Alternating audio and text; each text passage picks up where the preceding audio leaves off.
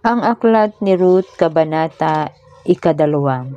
Isang araw, sinabi ni Ruth kay Naomi, "Pupunta po ako sa bukid at mamumulot ng mga uhay na naiiwan ng mga gumagapas. Doon ako sa may likuran ng sinumang papayag." Sumagot si Naomi, "Ikaw ang bahala, anak." Kaya't si Ruth ay nagpunta sa bukid at namulot ng mga uhay, kasunod ng mga gumagapas. Nagkataong ang napuntahan niya ay ang bukid ni Boaz, isang kamag-anak ni Elimelech, na napakayaman at iginagalang sa kanilang bayan. Di nagtagal, dumating naman si Boaz mula sa Bethlehem. "Sumainyo si Yahweh," ang bati niya sa mga gumagapas. "Pagpalain naman kayo ni Yahweh," sagot nila. Nang makita ni Ruth, itinanong ni Boaz sa katiwala, "Sino ang babaeng iyon?" "Siya po ang Moabitang kasama ni Naomi nang umuwi rito mula sa Moab," sagot ng katiwala. "Nakiusap po siyang makapamulot ng nalalaglag na mga uhay. Pinayagan ko naman, kaya't maagang-maaga pa'y naririto na siya. Katitigil lamang niya para magpahingang sandali." Nilapitan ni Boaz si Ruth at kinausap, "Anak, huwag ka nang pupunta sa ibang bukid. Dito ka na lamang mamulot kasama ng aking mga manggagawang babae. Tingnan mo kung saan sila gumagapas at sumunod ka. Sinabi ko na sa mga tauhan ko na huwag kang gambalain. At kung ikaw ay nauuhaw, malaya kang uminom ng tubig mula sa aking banga." Nagpatira pa si Ruth bilang pagbibigay galang at nagtanong, "Ako po ay isang dayuhan.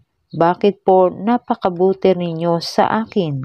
Sumagot si Boaz, "Nabalitaan ko ang lahat ng ginawa mo sa iyong biyanan mula nang mamatay ang iyong asawa.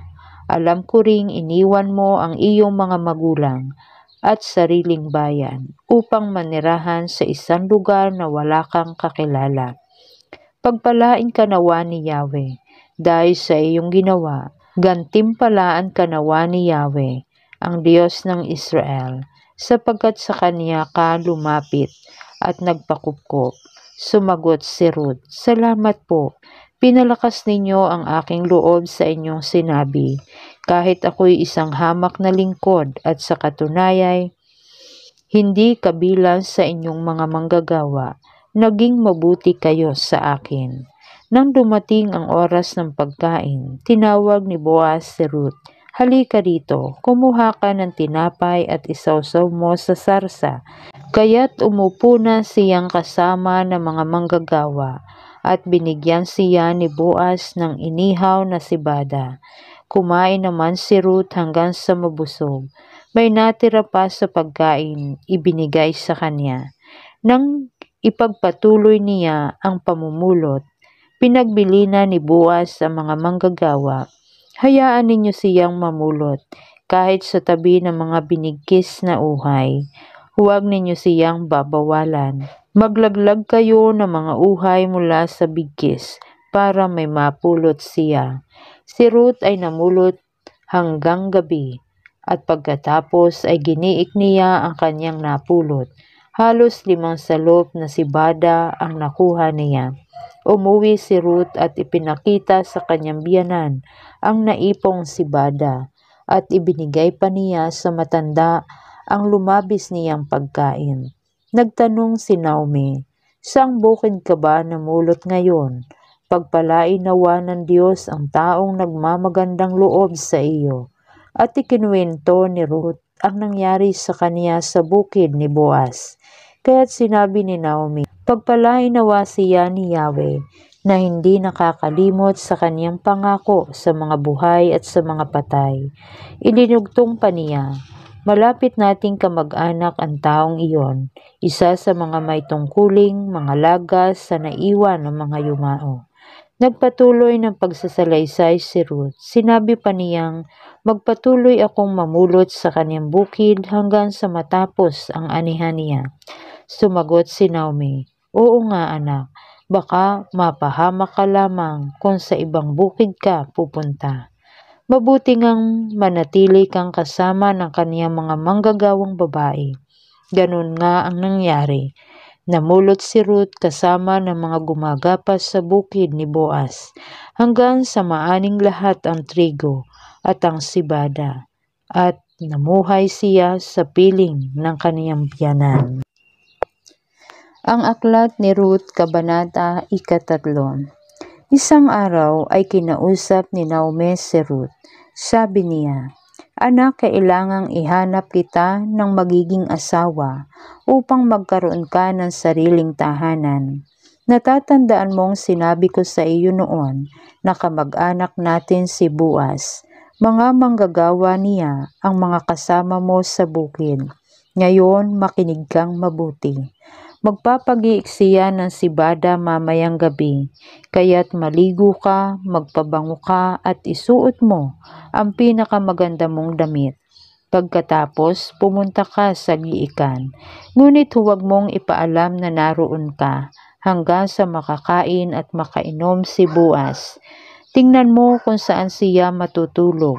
Lumapit ka, iangat mo ang takip ng kanyang paa at mahiga ka sa may paanan niya.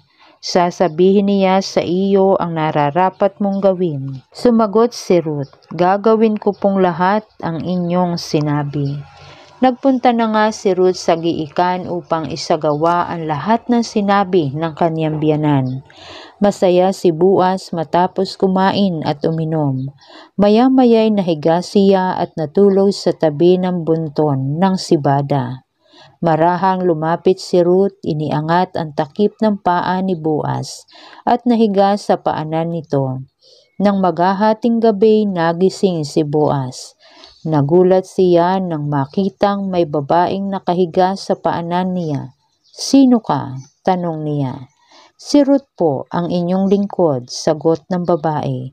"Isa kayong kamag-anak na malapit, kaya dapat ninyo akong kalingain at pakasalan." Sumagot naman si Boaz, "Pagpalain ka ni Yahweh. Higit na kagandahan loob sa aming angkan ang ginawa mong ito kaysa ginawa mo sa iyong biyanan. Hindi ka naghanap na isang lalaking bata pa na maaaring mayaman o mahirap. Ipanatag mo ang iyong loob. Nalalaman ng buong bayan na isa kang mabuting babae. Gagawin ko ang lahat ng sinabi mo. Totoo ngang ako'y malapit ninyong kamag-anak at may tungkulin sa iyo. Ngunit may isang mas malapit na kamag-anak kaysa akin. Dito ka muna hanggang madaling araw. Bukas ng umaga, aalamin natin kung pakakasalan ka ng lalaking sinasabi ko. Kung hindi, ipinapangako ko kay Yahweh, ang buhay na Diyos, nagagampanan ko ang tungkuling ito. Matulog ka na muna ngayon." Kaya't natulog si Ruth sa may paanan ni Boaz hanggang sa mag-umaga. Ngunit bumangon siya bago sumikat ang araw, sapagkat sinabi ni Boaz na walang dapat makaalam na nagpunta siya sa giikan. Nang paalis na si Ruth, sinabi ni Boaz, "Iladlad mo ang iyong balabal." At ito'y nilagyan ni Boaz ng mahigit na kalahating kabang sibada. Ipinasa niya ito kay Ruth at tuluyan na itong umuwi. Nang makita siya ng kanyang biyanan, ay tinanong siya nito, "Kumusta ang lakad mo, anak?" At sinabi ni Ruth ang buong pangyayari. Binigyan pa niya ako ng sibada, sapagkat hindi raw po ako dapat umuwing walang dala. Dugtong pa niya. Sinabi ni Naomi, "Maghintay ka, anak, hanggang sa malaman mo kung ano ang kalalabasan ng bagay na ito." Hindi titigil si Boaz hanggat hindi niya naaayos ang lahat.